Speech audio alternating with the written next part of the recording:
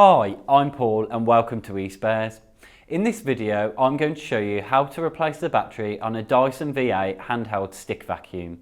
One symptom of a faulty Dyson stick vacuum battery is reduced runtime, meaning that your vacuum is running out of charge more quickly than it is used to.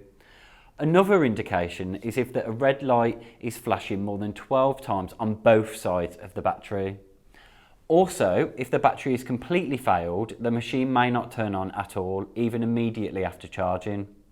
Finally, you will also need to replace the battery if you notice that it is cracked or damaged in some way. Now let's get started. Remember, safety first. Before you begin your Dyson repair, make sure that your vacuum is unplugged and disconnected from the mains. First, you'll need to remove the wand. To do this, simply press down on the red switch that connects it to the vacuum unit and pull out. Then you'll need to empty the bin. Hold the vacuum firmly and pull the red lever at the top of the vacuum. The cyclone will lift up to a certain point. You will then need to pull the red lever up again to release and empty the bin.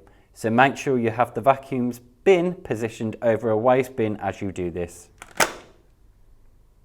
Next, you'll need to remove the cyclone.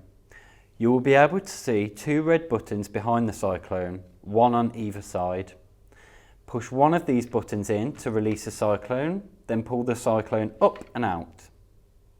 Now it's time to remove the bin, remembering that the lid needs to remain open to do this.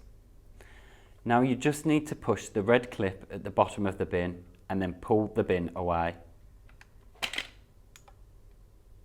You can now remove the battery. To do this, you will need your Phillips screwdriver to remove the screw from the back of the handle.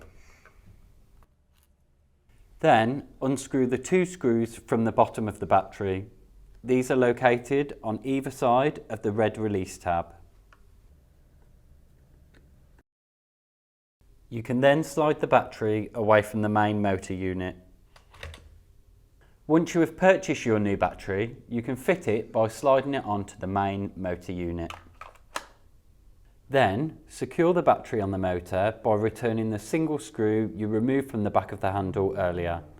Something to be mindful of here is that the screw we're fitting in this position has a washer, whereas the two screws we will fit next do not.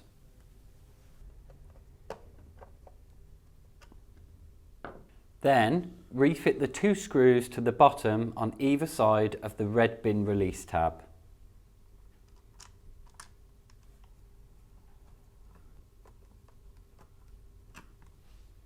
To refit the bin, slide it back onto the main unit, making sure that the bin lid remains open as you do this.